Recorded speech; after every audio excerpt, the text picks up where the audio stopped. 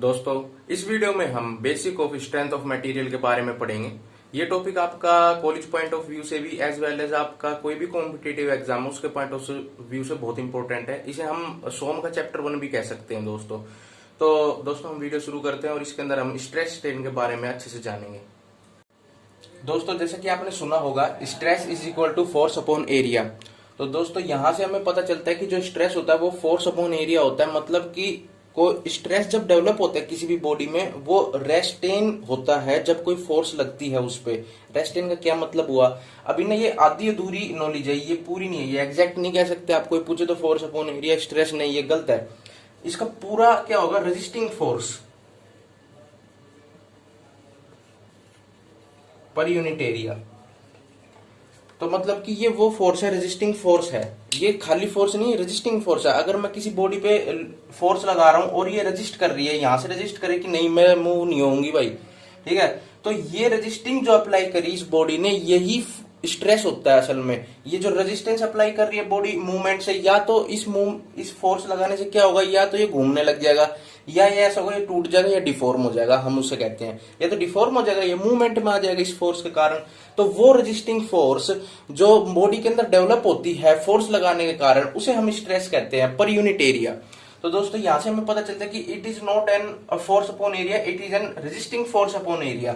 ठीक है दोस्तों, अब हमें पता चलता है आगे कि जो स्ट्रेस होता है ये दो तरीके का होता है। तो होता है नॉर्मल स्ट्रेस, नॉर्मल स्ट्रेस, एक होता है शियर स्ट्रेस।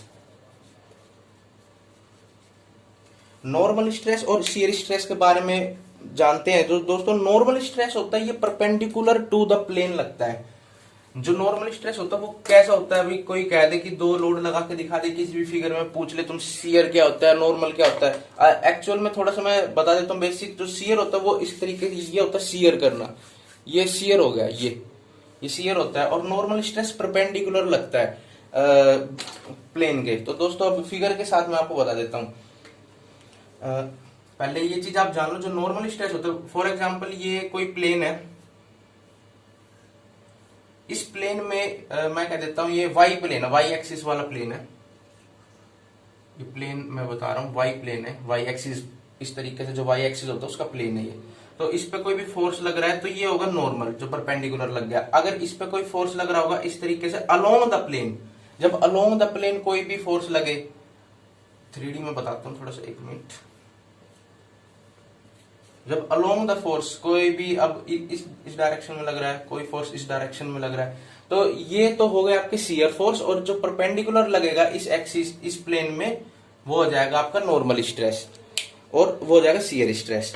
ठीक है दोस्तों, तो अब मैं आपको एक चीज और बताता हूं कि दोस्तों, जो ये स्ट्रेस डेवलप होते हैं, जो स्ट्रेसेस होते हैं जितने भी, ये सारे एक्सटर्नल जो फोर्स लगती है अपने भी किसी भी ऑब्जेक्ट पे, तो उसके कारण डेवलप होते हैं इंटरनल स्ट्रेसेस। एक्सटर्नल जो फोर्स है जब वो लगेंगी, जैसे कि कोई भी बीम है, या मतलब कोई भी पूरी बिल्डिंग है, उस पर लोड लगेगा, एक्सटर्नल लोड लगेगा, उसका खुद का सेल्फ वेट हो गया किसी भी चीज पे, तो वो अंदर उसके स्ट्रेस डेवलप कराएगा।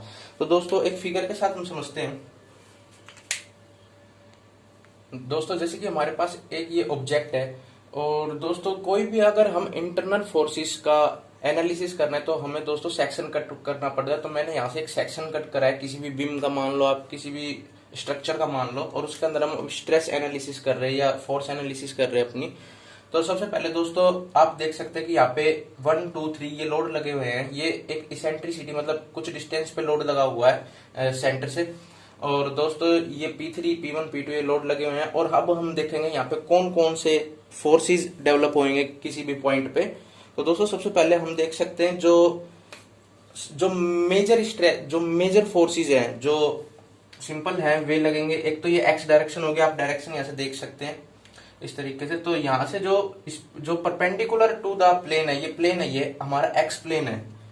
दोस्तों, जो ये वाला आपको प्लेन दिख रहा है ना, ये एक्स एक्सिस का प्लेन है, ये वाई एक्सिस का प्लेन है, ये जेड का प्लेन है। ठीक है दोस्तों, तो जो ये वाला प्लेन है इसके परपेंडिकुलर है। तो मैंने आपको परपेंडिकुलर बताया था क्या होती है नॉर्मल स्ट्रेस, तो ये हो जाएगा एफ एक्स। ठीक है दोस्तों, और दोस्तों ये हो जाएगा एफ वाई। एफ वाई कौन सी हुई? एक्स एक्सिस के प्लेन के हिसाब से एफ वाई कैसी लग रही है इसके, और ये हो गई एफ जेड। एफ जेड, ठीक है दोस्तों। अब देखो ये परपेंडिकुलर लग रही है, ये प्लेन है आपका और ये ऐसे आ रही है, तो ये होगी परपेंडिकुलर इसके। तो परपेंडिकुलर कौन सी होती है? नॉर्मल फोर्स होती है, नॉर्मल स्ट्रेस होती है। और दोस्तों ये जितनी भी है ये अलोंग द प्लेन लग रही है, एफ वाई और एफ जेड, तो ये क्या हो गई? ये अपनी होगी शियर फोर्स वाली। तो शियर फोर्स कह सकते हैं जिसे हम ट्रांसफर शियर फोर्स भी कह सकते हैं। तो एफ एक्स में ये मिटा रहा हूं, समझ जाना इसको, P3 जो एफ एक्स हो गई दोस्तों, ये क्या हो गई? अपनी एक्सियल स्ट्रेस भी हम बोल सकते हैं इसे, नॉर्मल को एक्सियल स्ट्रेस की फॉर्म में मैं बात कर रहा हूं मैं यहाँ पे, axial force, sorry axial force. और एफ वाई और एफ जेड आपकी कहलाएगी शियर फोर्स, और इसे हम बोल सकते हैं ट्रैवर्स शियर फोर्स। तो ये दोनों चीज क्या डेवलप करेगी? जो एफ एक्स है यहाँ पे जो परपेंडिकुलर लग रही है दोस्तों, ये नॉर्मल स्ट्रेस डेवलप करेगी। जब हम इसको एरिया के साथ डिवाइड करेंगे तो ये फोर्स हमें क्या देगी? एरिया के साथ डिवाइड करेंगे तो दोस्तों हमें ये देगी नॉर्मल स्ट्रेस। और एफ एक्स और एफ वाई जो शियर फोर्स है ये हमें देगी शियर स्ट्रेस, ठीक है दोस्तों। और आगे अब जो ये लोड्स लग रहे हैं इनके कारण कुछ फोर्स आई है, अब इनके कारण कुछ मूवमेंट्स भी आएगी। मूवमेंट का मतलब होता है, अभी आपको बताता हूं दोस्तों, देखो अभी क्या होगा कि एक स्ट्रक्चर लेते हैं छोटा सा। देखो अगर आपको ये चीज दिख रही है और इसमें ये इस तरीके से है, जैसे ये फिगर बनी हुई है इस तरीके से, अगर आपको एक चीज दिख रही है तो अगर ये P3 फोर्स ऐसे लग रहा है इसके, तो अगर मैं P3 फोर्स लगाऊंगा इसमें तो ये इस तरीके से घूमने की कोशिश करेगी। यहाँ साइड में लग रहा है ये P3 फोर्स, तो ये इस तरीके से बैंड होने की कोशिश करेगी या इस तरीके से बैंड होने की कोशिश करेगी, ठीक है। आप देख पा रहे हो, देखो इस तरीके से कोशिश करेगी ऐसे। अगर मैं यहाँ इसके लोड लगाऊंगा P3 तो ये इस तरीके से बैंड होने की कोशिश करेगी। तो दोस्तों ये कैसा मूवमेंट आया? इस तरीके से आया। हम मूवमेंट की डायरेक्शन और मूवमेंट का axis right hand thumb rule से देखते हैं, जो इस तरीके से देखा जाता है, ठीक है, इस तरीके से। तो अभी दोस्तों ये वाला जो फोर्स है ये किस तरीके की मूवमेंट दे रहा है? ऐसी मूवमेंट दे रहा है। और तो ये डायरेक्शन कौन सी हो गई? ये डायरेक्शन हो गई वाई डायरेक्शन। तो ये वाई डायरेक्शन में मूवमेंट देगा इस तरीके से। तो हम वाई डायरेक्शन में मूवमेंट लगाएंगे इस तरीके से। ये वाई एक्सिस है ना, ये वाला, ये वाई हो गया, ये एक्स हो गया, ये इधर वाला जेड हो गया जो इधर आ रही है। तो दोस्तों इसमें कैसा मूवमेंट लग रहा है? ऐसा ऊपर की तरफ, ये इस तरीके से यूं घूम रहा है। तो ये हो गया वाई डायरेक्शन में मूवमेंट दे रहा है, तो हम इसका एम वाई बोल देते हैं। इसी तरीके से ये P2 है। P2 अगर P2 मैं लगाऊंगा यहाँ पे, ये इसेंट्रिसिटी पे लगाओ कुछ गैप पे, तो ये क्या करेगा? ये घुमाने की कोशिश करेगा, इसको यूं घुमाने की कोशिश करेगा इस स्ट्रक्चर को। तो इस एक्सिस का अबाउट ऐसे घुमाने की कोशिश करेगा, ट्विस्टिंग देगा, ट्विस्टिंग मूवमेंट। तो दोस्तों ये कैसी मूवमेंट दे रहा है? ट्विस्टिंग। तो ये डायरेक्शन कौन सी हो गई? एक्स डायरेक्शन हो गई, ये ट्विस्टिंग मूवमेंट दे रहा है। तो हम यहाँ लिख देते हैं ट्विस्टिंग मूवमेंट दे रहा है ये, इस डायरेक्शन के अलोंग ये दे रहा है ट्विस्टिंग मूवमेंट mx। और दोस्तों अब ये जो एक और P1 है जो हमें सेंटर लाइन पे दिख रहा है, ये दोस्तों क्या करेगा? दोस्तों अब ये क्या करेगा? जो P1 दिख रहा है ये ऐसे लगा हुआ है, तो ये ऐसे बैंड होने की कोशिश करेगा ऊपर से, इस तरीके से ऐसे बैंड होने की कोशिश करेगा, ऊपर से लग रहा है तो लोड। तो दोस्तों ये किस तरीके की मूवमेंट दे रहा है? ऐसे दे रहा है, ऐसे जेड डायरेक्शन में, जेड डायरेक्शन में दे रहा है, तो हम इसको जेड डायरेक्शन में बना देंगे ऐसे, एम जेड। तो दोस्तों हमें यहां से मूवमेंट कैलकुलेशन करी किसी भी लोड से, इस तरीके से हम मूवमेंट देख सकते हैं कि किस डायरेक्शन में और किस एक्सिस पे लग रही है। मेन बात तो ये है। तो दोस्तों जो mx वाली मूवमेंट है वो हमें क्या देगी? वो हमें टोर्सनल शियर स्ट्रेस देगी। असल में ये क्या जनरेट कर रही थी? mx वाली ऐसे वाली ट्विस्ट हो रहा था, यूं घूम रहा था, तो ट्विस्टिंग दे रही थी, ट्विस्टिंग मूवमेंट। ये ट्विस्टिंग मूवमेंट दे रही थी। और ये दोस्तों एम वाई और एम जेड, जो ये एम वाई और एम जेड है, ये चीजें क्या दे रही थी? ये चीजें बेंडिंग मूवमेंट दे रही थी। क्योंकि दोस्तों इससे हमारा जो ऊपर P1 लग रहा है ये क्या हो रहा था? बैंड हो रहा था इस तरीके से। और P3 के कारण कैसा हो रहा था? ऐसे वाला बैंड हो रहा था हॉरिजॉन्टल प्लेन में। तो दोस्तों एम वाई और एम जेड क्या चीज दे रही है? हमारा बेंडिंग मूवमेंट। अब आपको पता चल गया बेंडिंग मूवमेंट कहां से निकल के आया है। ये बेंडिंग मूवमेंट है एम वाई और एम जेड, ठीक है दोस्तों। इन ट्विस्टिंग मूवमेंट से क्या जनरेट होगा? ये ट्विस्टिंग मूवमेंट है खाली, इससे कौन सा स्ट्रेस डेवलप होगा? Torsional stress. टोर्शनल आप आगे जाकर और अच्छे से पढ़ेंगे। टोर्शन का मतलब होता है घूमना, टोर्शन का मतलब ट्विस्ट होना। तो टोर्शनल स्ट्रेस कहां से डेवलप हो रहा है? mx से हो रहा है। और एम वाई और एम जेड से क्या हो रहा है, नॉर्मल स्ट्रेस डेवलप हो रहा है, जिसे हम बेंडिंग स्ट्रेस भी बोल सकते हैं। यहां से क्या डेवलप हो रहा है, बेंडिंग स्ट्रेस, और यहां से टोर्सनल स्ट्रेस डेवलप हो रहा है। और उनसे क्या हो रहा था, मैंने आपको बताया था, एफ एक्स और एफ वाई से, एफ एक्स से हो रहा था एक्सियल स्ट्रेस, और एफ वाई और एफ जेड से हो रहा था ट्रांसफर शियर फोर्स, या हम बोल सकते शियर स्ट्रेस डेवलप हो रहा था वहां से। तो दोस्तों इसमें आपको ये सारी चीज समझ में आनी चाहिए कि एम वाई एम जेड और एम एक्स किस तरीके से आया और कहाँ लगता है ये, और एफ एक्स एफ वाई और एफ जेड कहाँ लगता है। और एक और चीज दोस्तों, हमें यहां से क्या पता चला कि जो इंटरनल स्ट्रेस है वो किस किस वजह से डेवलप हो रहे हैं, सारे के सारे एक्सटर्नल स्ट्रेस के कारण, एक्सटर्नल फोर्स के कारण डेवलप हो रहे हैं। तो internal stress develop due to external forces. और दोस्तों यहाँ पे आपको मेजर कौन कौन सी फोर्सेस देखने को मिल रही है, हमें यहां से पता चल रहा है F X F Y F Z और M X M Y M Z, हमें ये चीजें मिल रही हैं इस एक्सटर्नल फोर्सेस के कारण, हमें ये इंटरनल फोर्सेस मिल रही है। तो हम ये कह सकते हैं कि maximum number of internal forces external force के कारण कितनी मिल सकती है, सिक्स इंटरनल फोर्सेस मिल सकती है मैक्सिमम टू मैक्सिमम, इससे ज्यादा और कुछ नहीं मिल सकती है। ठीक है दोस्तों, अब कोई भी स्ट्रक्चर है हमारे पास, वो जैसे कि आपकी बिल्डिंग है जिसमें आप इस वक्त बैठे हो, तो अभी ये बिल्डिंग चल क्यों नहीं रही है, क्योंकि इस पे भी अभी फोर्स लग रहा है, बहुत ज्यादा लोड लग रहा है, तो ये स्ट्रेस भी डेवलप हो रहा है इसके अंदर। तो दोस्तों बिल्डिंग मूवमेंट में क्यों नहीं है, क्योंकि मैंने भी आपसे कहा था कि या तो फोर्स के कारण डिफॉर्म होगी, या डिफॉर्म नहीं होगी तो मूवमेंट में आ जाएगी, ये दोनों चीज में से कुछ नहीं हो रही। तो ऐसा क्या हो रहा है कि ये बिल्डिंग अपनी एक ही स्टेशनरी पोजीशन पे और जब कई सालों से खड़ी है, तो दोस्तों क्या होता है कि कोई भी जब लोड लगता है, अगर वो इक्विलिब्रियम में आ जाए, जितना लोड आ रहा है उतना ही जा रहा है और कोई मूवमेंट नहीं हो रही, कोई डिफॉर्मेशन नहीं होती, उसे कहते हैं ये स्ट्रक्चर इक्विलिब्रियम में है। इक्विलिब्रियम का दोस्तों मतलब क्या होता है दोस्तों, जब इसका मतलब होता है कि summation of forces is equal to zero, और या summation of movement is equal to zero. Equilibrium में होने का मतलब ही यही होता है कि जितनी भी फोर्सेस बन रही है हमारे स्ट्रक्चर के अंदर, वो आपस में कट पिट जा रही है और जीरो हो जा रही है। जैसे कि ऊपर से कोई लोड लगा 100 किलो का, नीचे से वो सोयल रिपेल कर रही है 100 का, तो प्लस माइनस होकर कट जाएगा, जीरो आ जाएगा, तो मतलब कि वो इक्विलिब्रियम में है, वो सारा लोड ट्रांसफर हो रहा है। वही मूवमेंट भी कुछ इस तरीके का जनरेट हो रहा है कि सारा आपस में कैंसिल आउट हो रहा है। तो दोस्तों हम कह सकते हैं कि फोर्स और मूवमेंट जब उनका समेशन जीरो हो, तो वो बॉडी पूरा स्ट्रक्चर इक्विलिब्रियम में होगा। और दोस्तों एक बात और, अगर हमने ये चीज डिफाइन कर दी कि ये बिल्डिंग जिसमें हम बैठे हैं ये पूरी इक्विलिब्रियम में है, तो जो उसके अंदर एक ईंट अगर आप निकाल भी लाओगे ना कहीं दीवार में से, तो वो भी इक्विलिब्रियम में ही होगी। अगर मैं कह दूं किसी भी कॉलम, ये क्या ये इक्विलिब्रियम में, कोई तुमसे पूछ ले पेपरों में आ जाए कि आप फुल बॉडी इक्विलिब्रियम में है, तो उसका एक छोटा सा पार्ट कॉलम या बीम, क्या वो इक्विलिब्रियम में हमेशा होगा? तो होगा भाई, क्योंकि जब पूरी बॉडी जब इक्विलिब्रियम में, तो उसका ईच एंड एवरी छोटा से छोटा पार्ट भी इक्विलिब्रियम में है। अगर उसका छोटे छोटा पार्ट भी इक्विलिब्रियम में नहीं होगा, तो वो तो डिफॉर्म होगी, गिर गई होती है हमारी बिल्डिंग अभी तक। और दोस्तों यहाँ पे इक्विलिब्रियम को सेटिस्फाई करने के लिए हमारे पास 6 इक्वेशंस है, जो इक्विलिब्रियम की 6 इक्वेशन कहा जाता है। 6 इक्वेशन है।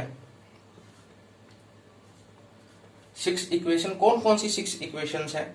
Summation of F x is equal to 0, summation of fy is equal to 0, summation of fz is equal to 0, और summation of movement is equal to mx is equal to 0, summation of my is equal to 0, summation of mz is equal to 0। तो हमारे पास 6 equations होती है equilibrium की। आगे हम बहुत chapters करेंगे, स्ट्रक्चर एनालिसिस के अंदर भी देखेंगे कि कैसे एक स्ट्रक्चर को डिटरमिनेट इनडिटरमिनेट करते, तो उसके अंदर हम ये इक्विलिब्रियम की इक्वेशन सेटिस्फाई होनी चाहिए जब वो कोई भी डिटरमिनेट इनडिटरमिनेंसी अगर हमें निकालनी होती है। और दोस्तों अल्टीमेटली हमें यहां तक ये पता चल रहा है कि जो भी एक्सटर्नल फोर्स लग रही है ना, उसके कारण ना कुछ स्ट्रेस डेवलप हो रहे हैं, कुछ फोर्स डेवलप हो रही है। वो मेजर फोर्सेस कौन कौन सी है? इंटरनल फोर्सेस जो डेवलप हो रही है एक्सटर्नल के कारण, वो है एक्सियल स्ट्रेस। मैं लिख देता हूं,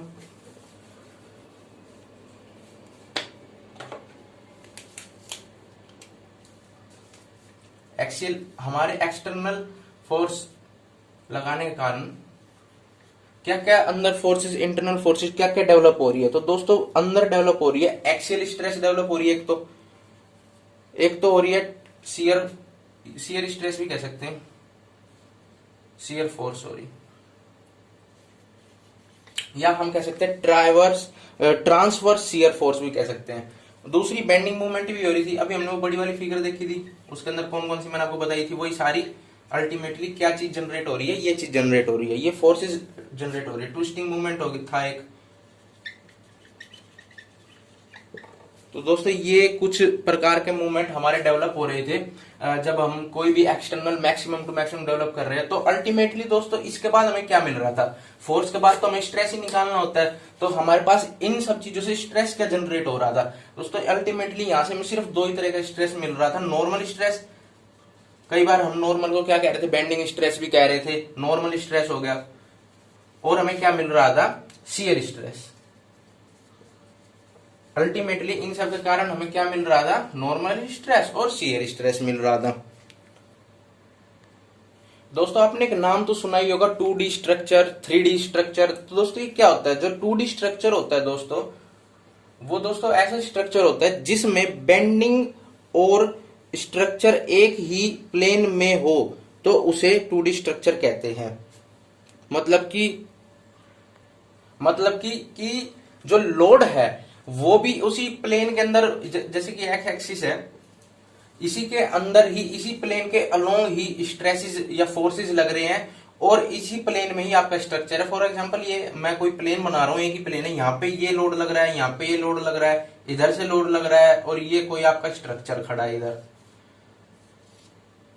ये कोई स्ट्रक्चर आपका। तो दोस्तों इस स्ट्रक्चर में जो लोड लगा, ये स्ट्रक्चर भी इसी प्लेन में है, ये लोडिंग भी इसी प्लेन में है, तो इस तरीके के स्ट्रक्चर को हम कहते हैं 2D स्ट्रक्चर। अगर यहाँ पे लोडिंग इस डायरेक्शन में और लग जाती ऐसे, ठीक है, तो इसे हम कह देते हैं 3D स्ट्रक्चर।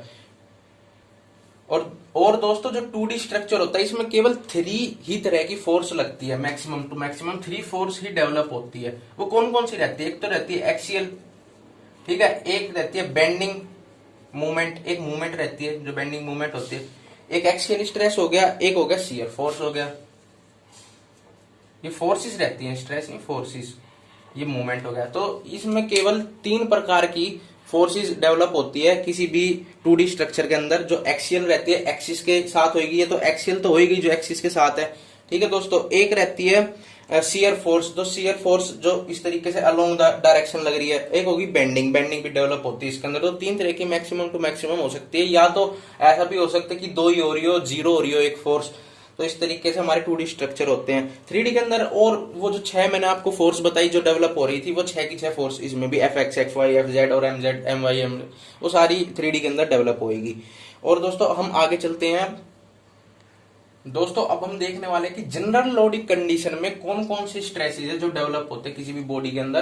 तो दोस्तों सबसे पहले कोई ये बॉडी है, 3D मैंने डायग्राम बनाया, इसके अंदर मेनली जो एक्सिस पे जो लग रहे हैं वो आपको स्ट्रेस दिख रहे हैं, सिग्मा XY से सिग्मा XX, सिग्मा ZZ। तो दोस्तों अगर आपको ये चीज समझ में नहीं आ रही होगी, ये YY कैसे लिखा है, XS, ये ZZ कैसे लिखा, तो ये बताता हूँ। देखो दोस्तों, जो इसमें ये चीजें होती हैं, या टाउ में की फॉर्मेट में मिलेगी, शियर स्ट्रेस की फॉर्मेट में मिलेगी। तो दोस्तों ये चीज, ये जो आगे वाला डब्बा होता है, ये जो वाई होता है, ये प्लेन को दिखाता है कि ये कौन से प्लेन पे लगी हुई है फोर्स, और ये डायरेक्शन को दिखाता है कहाँ जा रही है, ठीक है। एक तो आगे वाला डब्बा क्या बताएगा, आगे वाली चीज जो लिखी होगी वो प्लेन बताएगा कि कौन से प्लेन पे लग रही है, और दूसरे वाला डायरेक्शन बताएगा कि कौन से डायरेक्शन पे लग रही है। तो दोस्तों पहली फोर्स को देखने के बाद हमें क्या लग रहा है कि ये कौन सा प्लेन है, ये वाई प्लेन है, ये वाला जो कौन सा प्लेन है, वाई प्लेन। और कहाँ लग रही है, कौन सी डायरेक्शन है, ये वाई डायरेक्शन है अपनी, ये वाई होती है, ये एक्स होती है, ये जेड होती है। तो दोस्तों ये वाई डायरेक्शन में लग रही है, वाई प्लेन पे लग रही है, तो इसलिए सिग्मा वाई वाई। उसी तरीके से ये एक्स प्लेन है, एक्स एक्स और जेड जेड इस तरीके से लिखा हुआ है। और दोस्तों अब ये बताओ कि दोस्तों ये जो फोर्स लग रही है, ये कौन सी फोर्स है। ये तो हमें पता है कि ये अलोंग द प्लेन है, ये सारी अलोंग द प्लेन है, ये जो जितनी प्लस का निशान बन रहा है ये सारी अलोंग द प्लेन है। तो अलोंग द प्लेन कौन सी होती है, शियर फोर्स, शियर फोर्स होती है, ये शियर स्ट्रेस कहलाएगी। तो जो ये शियर स्ट्रेस लग रहे हैं, इसके अंदर आपको ये कौन कौन सी डायरेक्शन और कौन कौन सी प्लेन में लग रहे हैं, उस हिसाब से इनको नोटेशन देनी है। तो बताओ दोस्तों, ये जो स्ट्रेस है, ये जो स्ट्रेस लगा हुआ है, ये कौन से प्लेन में, एक तो ये वाई प्लेन में हो गया, पहली बात तो ये होगी, पहला प्लेन आता है, ये बात हमें पता चल गया। और कौन सी डायरेक्शन में लग रहा है, ये कौन सी डायरेक्शन है, ये वाली जो मैंने रिप्रेजेंट कर रही है, ये वाली एक्स बता रही है, ये वाली वाई बता रही है, ये वाली जेड बता रही है। तो दोस्तों ये कौन सी प्लेन हो गई, तो ये हो गई एक्स। अब ये बताओ ये कौन सा प्लेन है, ये है तो वाई प्लेन, और ये कौन सी जेड डायरेक्शन है, तो वाई जेड हो गया। ठीक है, अब दोस्तों ये वाला कौन सा प्लेन है, ये जेड प्लेन है, तो टाउ जेड हो गया, और किस तरफ जा रही है, एक्स की तरफ जा रही है, तो एक्स हो गया। ये कौन सा है, टाउ, ये टाउ तो है ही। अब ये कौन सा प्लेन है, जेड प्लेन है, कहां जा रहे हैं, वाई की तरफ जा रहा है, तो वाई हो गया। अब ये प्लेन कौन सा है, एक्स प्लेन है, तो दोनों के आगे एक्स ही लगेगा, तो टाउ एक्स। तो ये किस तरफ जा रहा है, जेड की तरफ जा रहा है, तो एक्स जेड हो गया। ये हो गया टाउ, ये किस तरफ जा रहा है, वाई की तरफ जा रहा है, प्लेन कौन सा है, एक्स, तो एक्स वाई हो गया। तो इस तरीके से हम देख सकते हैं कि अगर खाली तुम्हें क्वेश्चन में ये लिखा मिल जाए ना एक्स वाई, तो समझ जाओ ये कौन सी फोर्स है, फिगर ध्यान में रखो, तुम्हें पता चल जाएगा ये तो वो है, एक्स तो प्लेन में लग रही थी और वाई तो अपनी डायरेक्शन थी उसकी, उस फोर्स, उस स्ट्रेस की। तो हमें ये पता चल गया कि किस तरीके से किस डायरेक्शन में, क्योंकि दोस्तों इसके बाद हम प्लस माइनस मतलब साइन कन्वेंशन सीखेंगे, तो इसलिए समझना बहुत जरूरी है। और दोस्तों किसी भी जनरल लोडिंग कंडीशन में स्ट्रेस क्या होगा, स्ट्रेस मैक्सिमम टू मैक्सिमम इतना लग सकता है। और ये कितना स्ट्रेस है, ये 9 स्ट्रेस है। देखो 1 2 3 4 5 6 7 8 9, मतलब कि maximum to maximum 9 stresses generate होते हैं। 9 नंबर, ये क्वेश्चन आ सकता है आपको कहीं भी कॉम्पिटिटिव एग्जाम में मिल सकता है। जनरल लोडिंग कंडीशन में कितने स्ट्रेस डेवलप होंगे, तो 9 स्ट्रेस होंगे। कौन कौन से होंगे, sigma x y, sigma z z, sigma x x, लिखे कई बार क्या होते हैं, लिखे आ जाते हैं कि कौन कौन सी स्ट्रेस है, और आपको बीच में गलती लिख देंगे, सिग्मा एक्स वाई लिख देंगे, तो आपका वहीं गलत हो जाएगा अगर आपने टिक कर दिया तो आपको ये ध्यान देना कौन कौन सी स्ट्रेसेस है। ये 9 स्ट्रेसेस जो लिखे हुए हैं ये हमारे डेवलप होते हैं जनरल स्ट्रेस कंडीशन के अंदर। दोस्तों अभी मैं आपको अब बता रहा हूं कि हम पॉजिटिव नेगेटिव साइन कन्वेंशन किस तरीके से लेते हैं। तो दोस्तों सबसे पहले आप यहाँ पे देखो कि ये कौन सी, पहले मैं ये चीज बताता हूँ, चलो आसान बताते हैं, पहले आपको ये वाली चीज बताते हैं कि आप ये देखो ये कौन सा स्ट्रेस है, ये तो शियर स्ट्रेस है अपने पास, तो shear stress along the plane हमें दिख रहा है, परपेंडिकुलर तो लग नहीं रहा, ये परपेंडिकुलर लग रहा है। ये क्या है, यही तो हमारा नॉर्मल स्ट्रेस है जो एक्सियल एक्सिस पे लग रहा है, एक्सियल स्ट्रेस है। तो दोस्तों जो ये शियर स्ट्रेस लग रहा है, अब इसकी हमें बताना पॉजिटिव वैल्यू है नेगेटिव वैल्यू, हमें सिंपल ऐसे क्वेश्चन देखने को मिल जाएंगे इजीली। तो दोस्तों प्लस माइनस का ही बहुत बड़ा खेल है सोम के अंदर। तो अब देखो ये कौन सा हो गया, पहले तो ये बताओ ये कौन सा, जेड प्लेन मान रखा है हमने, तो जेड प्लेन में जेड प्लेन हो गया, कौन सी डायरेक्शन है, वाई डायरेक्शन है, तो जेड वाई हमने पता लगा लिया, बहुत अच्छी बात है। अब क्या करेंगे, ये कितना है 30 है, तो जेड तो प्लेन हो गया, प्लेन में हमें कुछ नहीं देखना। अब वाई देखना, वाई डायरेक्शन कौन सी, ये तो वाई ऊपर, अगर हम कोऑर्डिनेट को पढ़ें तो वाई जो होता है वाई एक्सिस ऊपर तो पॉजिटिव होता है, नीचे नेगेटिव होता है, और एक्स एक्सिस इधर पॉजिटिव होता है, इधर नेगेटिव होता है, इधर सारी नेगेटिव वैल्यू होती है ना। तो अब ये ऊपर की तरफ है, तो इसका मतलब ऊपर कौन सा होता है, पॉजिटिव होता है, तो ये पॉजिटिव 30 न्यूटन हो जाएगा पर mm स्क्वायर, जिसे हम MPa भी बोल सकते हैं। ठीक है, और अब 20 का बताओ, 20 कौन सा हो गया, नॉर्मल हो गया। तो अब नॉर्मल को अगर हम देखना चाहे कि ये एक्सिस के थ्रू लग रहा है परपेंडिकुलर, तो ये कौन सा हो गया, सिग्मा वाई वाई हो गया, वाई प्लेन पे लग रहा है, सिग्मा वाई लग रहा है, तो सिग्मा वाई वाई। तो अब हम देखने को मिल रहा है वाई प्लेन पे लग रहा है, ठीक है चलो इतने तो बात समझ में आती है। अब y कहां लग रहा है, नीचे लग रहा है, और नीचे y क्या होता है, नेगेटिव है भाई, नीचे तो y नेगेटिव होता है ना नीचे की तरफ, तो डाउनवर्ड साइन क्या रिप्रेजेंट कर रहा है, नेगेटिव, तो नेगेटिव 20 न्यूटन पर mm स्क्वायर। हमें ये डायग्राम ध्यान में रखते हुए ही करना है। अभी ये बताओ ये इसके अंदर क्या होगा, ये कौन सा स्ट्रेस है, अलोंग द प्लेन है, तो टाउ कौन सा एक्स प्लेन है, ये x, और किस डायरेक्शन में y, तो टाउ एक्स वाई हो गया। अब y कौन सी डायरेक्शन में आ रहा है, डाउनवर्ड, हमें सिर्फ साइन कन्वेंशन के लिए डायरेक्शन देखने की जरूरत है। डायरेक्शन कौन सी है, नीचे वाली है, नीचे कौन सी, y की नीचे वाली को क्या होती है, माइनस होती है, तो -10 न्यूटन पर mm स्क्वायर आ गया। ठीक है दोस्तों, इजी है बिल्कुल, इस टाइप के क्वेश्चन आपको देखने को। ये क्या हो गया दोस्तों, ये पता चला है इसमें क्या हो गया, ये -10 न्यूटन पर mm स्क्वायर आया, क्योंकि ये जो हमारा y था, ये जो y था हमारा, वो किसमें है, डाउनवर्ड डायरेक्शन में है। जो डाउनवर्ड, अगर x की बात होती है और x इस तरफ कहीं पे लगा होता है इस डायरेक्शन में, तो x इस डायरेक्शन में क्या होता है, नेगेटिव हो जाता है, तो यहाँ नेगेटिव आ जाता है जब भी। ठीक है दोस्तों, तो इस तरीके से हम साइन के बारे में देखेंगे कि किस डायरेक्शन में कौन सा नेगेटिव वैल्यू आएगी, पॉजिटिव वैल्यू आएगी। दोस्तों अब हम थोड़ा शियर स्ट्रेस की बात कर लेते हैं, शियर स्ट्रेस की बात कर लेते हैं। दोस्तों शियर स्ट्रेस की कुछ प्रॉपर्टीज आपको पता होनी चाहिए। कई बार ऑब्जेक्टिव में एकदम क्वेश्चन पूछ लेते हैं सीधा कि जो अपोजिट शियर फोर्स होती हैं उनका जो मैग्नीट्यूड होता है वो तो सेम होता है। ये दोनों एक्स और वाई, ये दो एक्स और वाई तो नहीं, टाउ 1 और टाउ 2, ये दो शियर स्ट्रेस हैं। इस शियर स्ट्रेस में क्या होगा कि ये दोनों की दोनों शियर स्ट्रेस आपस में इनके मैग्नीट्यूड तो सेम होगा, बट इनकी डायरेक्शन अपोजिट होगी, आपको जैसे कि देखने को मिल रहा है। चाहे क्या हो सकता है, चाहे इस साइड क्या हो सकता है, ऐसे हो सकता है, इस साइड ऐसे हो सकता है, पर अपोजिट मिलेगी, अपोजिट साइड वाले किसकी, शियर स्ट्रेस की। अगर हम बात करें ये इस तरीके से, ये भी इसी तरीके से मिलेंगे। और एडजेसेंट शियर स्ट्रेस की बात करें, इसके साथ वाले की टाउ 3 की और टाउ 4 की। अगर हम टाउ 3 की बात करें तो टाउ 3 और टाउ 1 का मैग्नीट्यूड सेम रहेगा, और ये एक ही प्लेन पे, एक ही जगह आके मीट करने को हो रही होंगी दोनों साइड। अगर ऐसे नहीं होगा तो ये इस साइड मीट कर रही होंगी, ठीक है। तो एडजेसेंट वाली एक पॉइंट पे मीट करने की कोशिश करेगी और इनका मैग्नीट्यूड भी सेम रहेगा, ठीक है दोस्तों।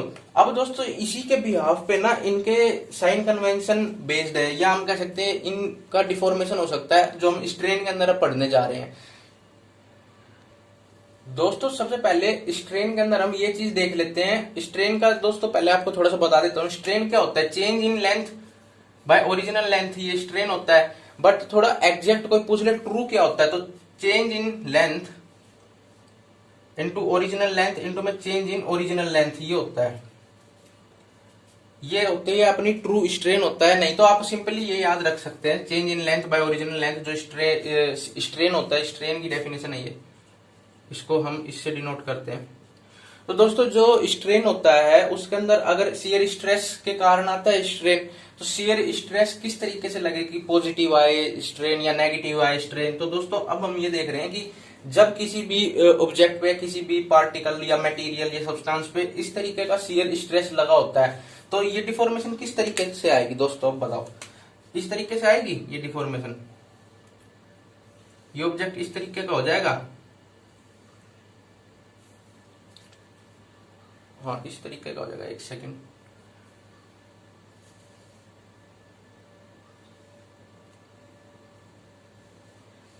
इस तरीके का ये ऑब्जेक्ट हो जाएगा, और इसकी ये जो एंगल होगा ये डिक्रीज हो जाएगा, ये इंक्रीज हो जाएगा, ये वाले एंगल, जिसे हम कह सकते हैं ये 90 प्लस अल्फा और ये 90 माइनस अल्फा हो जाएंगे, ठीक है दोस्तों। तो दोस्तों जब ये वाले जो अपोजिट एंगल्स है जब ये इंक्रीज हो जाए पॉजिटिव साइड्स के, तो दोस्तों हम कह सकते हैं पॉजिटिव स्ट्रेन आया है ये हमारा।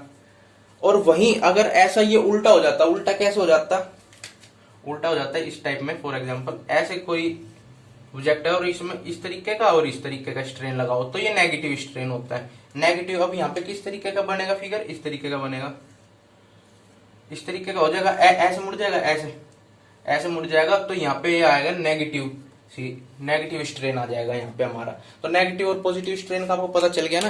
तो इस तरीके से आता है, जब पॉजिटिव डायरेक्शन में शियर स्ट्रेस लग रहा हो तो आता है पॉजिटिव स्ट्रेन, जब नेगेटिव डायरेक्शन में शियर स्ट्रेस लग रहा हो तो नेगेटिव स्ट्रेन आता है। दोस्तों अब स्ट्रेन की थोड़ी बातचीत कर लेते हैं, जैसे कि हमने देखा है स्ट्रेन के बारे में अभी। तो दोस्तों स्ट्रेन क्या होता है, स्ट्रेन दोस्तों सिंपली एक, हम कह सकते हैं कि ये एक ऐसी चीज है जो मेजर करी जा सकती है। बट जो स्ट्रेस है, अब जो मैं बात बताने वाला हूँ ध्यान से सुनना, इससे बहुत सारे क्वेश्चन बनने को रेडी हैं आपको किसी भी एग्जाम में, और ये आनी भी बहुत जरूरी है, बेसिक चीज है। स्ट्रेन जो है दोस्तों वो मेजर करी जा सकती है, it is measurable quantity. But जो स्ट्रेस है वो मेजर नहीं करा जा सकता, वो सिर्फ प्रिडिक्ट करा जा सकता है, वो सिर्फ उसकी आसपास अप्रोक्स वैल्यू बताई जा सकती है, किसकी मदद से, स्ट्रेन की मदद से। तो दोस्तों स्ट्रेन की मदद से ही स्ट्रेस बनाते हैं, ना कोई डिवाइस है, ना ही कोई ऐसा तरीका जो डायरेक्ट स्ट्रेस बता सके, वो स्ट्रेन ही ऐसा तरीका जिसके थ्रू हम स्ट्रेस बता सकते हैं। तो दोस्तों स्ट्रेन के थ्रू हम स्ट्रेस बताते हैं, ठीक है, ना कि स्ट्रेस के थ्रू हम स्ट्रेन बताते हैं, कई बार क्वेश्चन पूछ लेते हैं। दूसरी बात, स्ट्रेन की कोई भी यूनिट नहीं है। स्ट्रेन को मेजर जरूर करा जा सकता है पर स्ट्रेन की यूनिट नहीं है कोई भी, क्योंकि कैंसिल आउट हो जाती है, ऊपर भी मीटर रहता है नीचे भी मीटर रहता है, कैंसिल हो जाती है, तो कोई यूनिट नहीं है स्ट्रेन की। स्ट्रेन को मेजर करा जा सकता है, इसके लिए कई डिवाइस भी आते हैं, स्ट्रेन गेज आता है स्ट्रेन को मेजर करने के लिए। तो दोस्तों स्ट्रेन को मेजर करा जा सकता है, स्ट्रेन की मदद से स्ट्रेस को मेजर करा जा सकता है। अभी दोस्तों कई जो आपको क्वेश्चंस है उसमें देखने को ये मिलता है कि आपको ये पूछ लेंगे कि एक डिवाइस है जो स्ट्रेस मेजर करता है। आजकल के जमाने में कुछ डिवाइस आ गए जो डायरेक्ट स्ट्रेस को मेजर करते हैं, बट दोस्तों आपको कहीं पे भी भ्रमित नहीं होना है और सीधा आपको लिख देना है नहीं, स्ट्रेस को तो हम मेजर कर ही नहीं सकते, अगर कर भी रहा है तो उसके अंदर अंदर ही अंदर वो स्ट्रेन को मेजर कर रहा है और कैलकुलेट करके आपको स्ट्रेस बता रहा है अंदर ही अंदर। तो दोस्तों स्ट्रेस एक मेजरेबल क्वांटिटी तो नहीं है, स्ट्रेन है मेजरेबल क्वांटिटी। दोस्तों फिर ये इंपॉर्टेंट चीज होगी बहुत ज्यादा, और स्ट्रेस की भी खुद की यूनिट है जो मैंने अभी बताई, न्यूटन पर एमएम स्क्वायर, इसकी कोई यूनिट नहीं है, ठीक है दोस्तों। और दोस्तों स्ट्रेस जो है वो कौन सी क्वांटिटी है, कोई तुमसे पूछ ले स्ट्रेस कौन सी क्वांटिटी है बताओ, स्ट्रेस तुम कह दोगे दोस्तों ये वेक्टर क्वांटिटी है। दोस्तों ना ये वेक्टर क्वांटिटी है ना ये वेक्टर क्वांटिटी है, हम यूं भी नहीं कह सकते नहीं है। क्यों नहीं है? क्योंकि parallelogram of law of vector को फॉलो नहीं करती स्ट्रेस, तो इसलिए हम इसको एग्जैक्टली नहीं कह सकते वेक्टर क्वांटिटी है। तो दोस्तों ये क्या चीज है? दोस्तों ये एक ऐसी चीज है जो मैथमेटिकल चीज होती है, टेंसर। ये मैथमेटिकल चीज टेंसर क्वांटिटी है। अब क्वांटिटी नहीं बोल सकते टेंसर को भी, टेंसर एक मेजरेबल चीज है जो हम किसी भी चीज के लिए दे सकते हैं। जैसे डायरेक्शन के लिए 1 टेंसर रहती है, वैसे ही स्ट्रेस के लिए ये सेकंड ऑर्डर टेंसर क्वांटिटी है, ये सेकंड ऑर्डर टेंसर क्वांटिटी है स्ट्रेस अपनी। तो कोई क्वेश्चन आ जाता है, डायरेक्ट क्वेश्चन आता है भर भर के आते हैं कि स्ट्रेस कौन सी है, नीचे लिखेगा वेक्टर क्वांटिटी, फलाना क्वांटिटी, ढिकड़ा क्वांटिटी, और आ जाएगा टेंसर।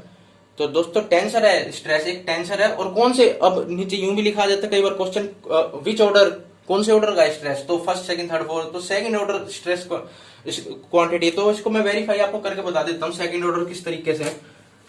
दोस्तों हमने भी देखा था कि 9 तरीके के अपने पास स्ट्रेसेस डेवलप हुए थे। समेशन ऑफ, वो समेशन तो नहीं, F x is equal to 0, F Y, F z is equal to 0, tau x y, tau y z, tau z x, हमने उस बड़ी सारी फिगर के अंदर देखा था 9 तरीके के स्ट्रेस डेवलप हुए थे अपने पास। 9 तरीके के जो स्ट्रेस डेवलप हुए थे उसको हम किस फॉर्मेट में लिख सकते हैं? हम मैट्रिक्स की फॉर्मेट में लिख सकते हैं। वो मैट्रिक्स में आपको मैं लिख के बताता हूं। दोस्तों कुछ इस तरीके की हमारे पास स्ट्रेस की मैट्रिक्स रहती है, स्ट्रेस टेंसर की मैट्रिक्स है दोस्तों, जिसके अंदर डायगोनल आपको सारे के सारे नॉर्मल दिखेंगे। ये सारे अपने क्या है? ये सारे अपने शियर है। दोस्तों ये मैट्रिक्स कई बार सीधी क्वेश्चन के अंदर दिखाई जाती है और बताती है स्ट्रेस टेंसर मैट्रिक्स कौन सी है बताओ।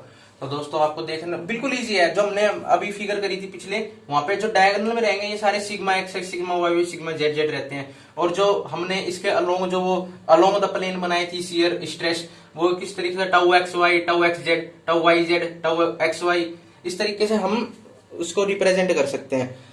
दोस्तों ये इसमें जो ये शियर स्ट्रेस रहते हैं, ये शियर स्ट्रेस इसके इक्वल रहता है। मैंने आपको बताया था अलोंग द प्लेन भी इक्वल है, मतलब एडजेसेंट साइड का भी शियर स्ट्रेस इक्वल है और अपोजिट साइड का भी शियर स्ट्रेस इक्वल है। ये वाला भी इक्वल था मैग्नीट्यूड में, और जो इस तरफ लगा हुआ था इस डायरेक्शन में, ये भी आपस में इक्वल थे। तो दोस्तों जब शियर स्ट्रेस आपस में इक्वल थे तो ये कैंसिल आउट हो जाते हैं, कैंसिल आउट तो नहीं कहूंगा, ये आपस में 0 हो जाते हैं। तो दोस्तों यहाँ पे मेनली जो हमें निकालने को रहते हैं वो केवल 6 ही स्ट्रेस निकालने को रहते हैं, जो इनडेफिनेट मतलब कि इनडिटरमाइन होते हैं हमारे लिए। जो हमें निकालने होते हैं वो 6 स्ट्रेस हमें निकालने होते हैं, क्योंकि आधे तो जो शियर स्ट्रेस है वो आपस में इक्वल हो जाने हैं। अगर 5 आए तो ये वाला 5 इसके इक्वल हो जाएगा, ये वाला इसके इक्वल, ये वाला इसके इक्वल हो जाएगा, इस तरीके से।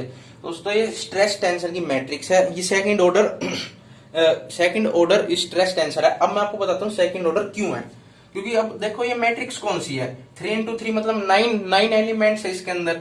तो दोस्तों इसका एक फॉर्मूला 3 की power n is equal to में कितनी क्या वैल्यू है। अब यूं बताओ कि ये 3 की पावर n हमारा डिफाइन करेगा, ये n डिफाइन करेगा कि कौन से ऑर्डर की हमारी ये क्वांटिटी होती है, कोई भी, चाहे डायरेक्शन हो चाहे कुछ हो। अभी हमने स्ट्रेस के अंदर कितनी मैट्रिक्स के अंदर कितने एलिमेंट है? 9 है। अब इसको इक्वल कैसे करेंगे? 3 की पावर 2 ही तो लिखेंगे। जब अगर 3 की पावर 2 होगी जब ही 9 होगा, तो इसको इक्वेट करने के लिए n की वैल्यू हमने 2 रखी, तो इसलिए 2 क्या है? हमारी सेकंड ऑर्डर स्ट्रेस क्वांटिटी है। यहाँ पे 27 हो जाता फॉर एग्जांपल, तो हमें 3 करना पड़ जाता, तो हम कह देते थर्ड ऑर्डर टेंसर क्वांटिटी है ये। तो इससे हमें पता चलता है कि सेकंड ऑर्डर है, थर्ड ऑर्डर है। दोस्तों ये क्वांटिटी तो नहीं है, तो टेंसर क्वांटिटी नहीं है, ये मैथमेटिकल रिप्रेजेंटेशन है किसी भी चीज की। तो दोस्तों हम इसे ध्यान से समझेंगे, कोई हमसे डायरेक्ट पूछ ले, पागल बना दे हमारा कि क्या स्ट्रेस टेंसर क्वांटिटी है, क्या पता उसको भी ना पता हो, बताना। पहली बात तो देख क्वांटिटी तो है नहीं टेंसर, वो एक मैथमेटिकल चीज है जिससे हम, जैसे कि हम कह सकते हैं मीटर है, वो हम कई चीजों के लिए यूज करते हैं। उसी तरीके से ये भी टेंसर भी एक ऐसी चीज है जो हम बहुत सारी चीज नाप सकते हैं। हम डायरेक्शन को भी बता सकते हैं कि वो फर्स्ट ऑर्डर टेंसर क्वांटिटी है, मतलब इस तरीके से हम बता सकते हैं चीजों को।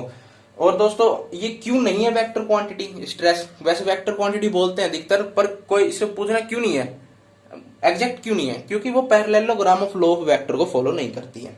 ठीक है दोस्तों, इस वीडियो में मैंने आपको सारा का सारा बेसिक बता दिया है कि क्या क्या बेसिक स्ट्रेस स्ट्रेन का रहता है। दोस्तों इससे बाहर तो कुछ होना ही नहीं है स्ट्रेस स्ट्रेन के बारे में। अब हम आगे आगे इसके बारे में और पढ़ेंगे। अगर मैं और वीडियो डालूंगा तो आपको स्ट्रेस स्ट्रेन कवर की मिलेगी अगली वीडियो।